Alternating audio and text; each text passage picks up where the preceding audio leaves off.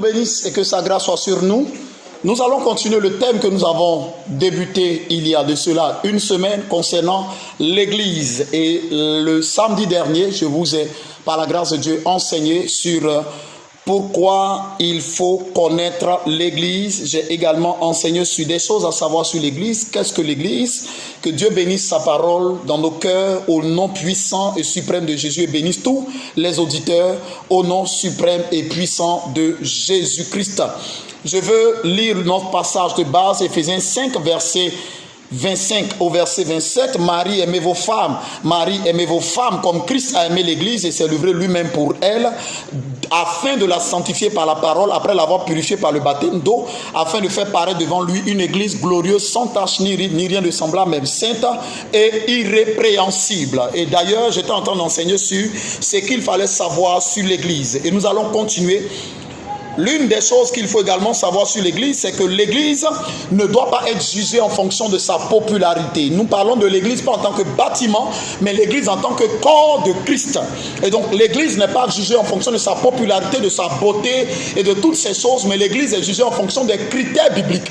Je vous rappelle que selon le verset que nous avons lu, la Bible dit, il viendra prendre son Église qui n'a pas de tache, ni de ride, ni rien de semblable, mais qui est irrépréhensible. Irrépréhensible veut dire qu'il ne lui reproche rien. Il ne lui reproche rien vis-à-vis de quoi? Ça veut dire que l'Église a effectivement une moralité à suivre, si vous voulez, une forme de conscience chrétienne à bâtir et à défendre. Et si nous voulons choisir une Église, il faut la choisir selon les critères bibliques. Il faut la choisir selon les critères bibliques.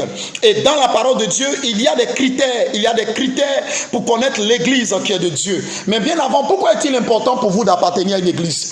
Il vous faut appartenir à une Église parce qu'il y a de l'exaucement lorsque nous sommes ensemble. Souvenez-vous, Jésus dit là où 2 ou 3 sont assemblés en mon nom, je suis au milieu d'eux. Il faut appartenir à une église. En deuxième lieu, parce que le diable détruit la vie de ceux qui vivent à part. Je ne sais pas quelle expérience vous avez vécue dans une église quelconque, mais il faut vous greffer à une église et c'est important.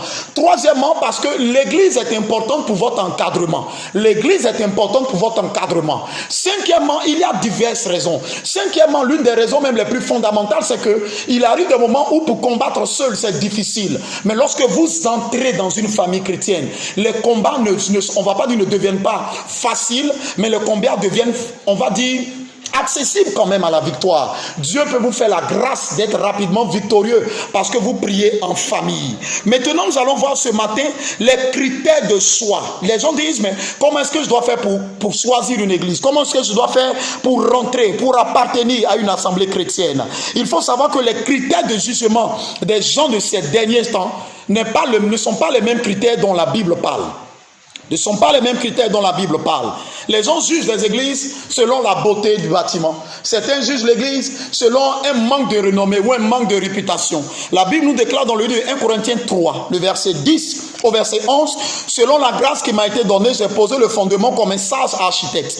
Un autre bâtit dessus, mais que chacun prenne garde à la manière dont il bâtit dessus.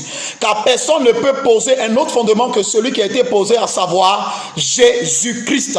Cela sous-entend que l'église a un critère. Et la Bible enseigne dans le livre de Colossiens 1, le verset 18, que Jésus-Christ est la tête de l'église. La tête veut dire que l'église qui est de Dieu répond au principe de Christ selon sa parole. Alléluia. Le premier critère, c'est le critère de la parole prêchée. La qualité de la parole prêchée. Écoutez-moi, ce n'est pas parce qu'un homme de Dieu crie, ce n'est pas parce qu'un homme de Dieu fait des gestes que ce qu'il dit est forcément pur. Il faut veiller à écouter ce qu'il dit. Et ce qu'il dit, Paul dit, attention, que chacun de nous bâtisse, mais il faut qu'il bâtisse sur le fondement de qui est Jésus-Christ. Des gens diront, comment on a connu Jésus-Christ? Bien sûr, par sa parole. Et le premier critère de choix d'une église, c'est la qualité de la parole qui est prêchée. Le deuxième critère, c'est la qualité de celui qui est établi comme leader, la qualité de la vie de ce pasteur. Écoutez, lorsque vous prendrez un troupeau de lions qui est dirigé par une brebis, vous vous rendrez compte que ces lions ne mangeront pas de viande. Ils brouteront des herbes parce que leur leader est un mouton. Si vous prenez un troupeau de moutons au-dessus duquel vous mettez un lion, les moutons vont se transformer, ils ne brouteront pas d'herbe. Ils mangeront de la viande. leader. Pourquoi? Parce que la qualité du leader établi définit la qualité de l'église à laquelle vous appartenez. C'est l'heure pour moi de prévenir tout le monde. Il faut prier pour vos pasteurs, il faut les porter en prière. La troisième chose, le troisième critère, bien sûr, c'est le critère de la discipline et de l'ordre dans l'église. N'ayez pas peur d'appartenir à une église où la discipline est rigide, où l'ordre est rigide. La Bible dit notre Dieu est un Dieu d'ordre, est un Dieu d'ordre. Notre Dieu est un Dieu d'ordre. Quatrièmement, il s'agit de la vie du Saint-Esprit dans l'église. Voyez-vous, lorsque le Saint-Esprit est présent dans une église, la vie de Dieu est manifestée. Je pense que pour vous l'expliquer, il vous faut rentrer dans une église et vous allez le comprendre. Le cinquième et le sixième critère, c'est le critère de l'encadrement. Des gens vont dans une assemblée et refusent qu'on les encadre. Faites-vous encadrer. L'église où vous êtes encadré est bonne.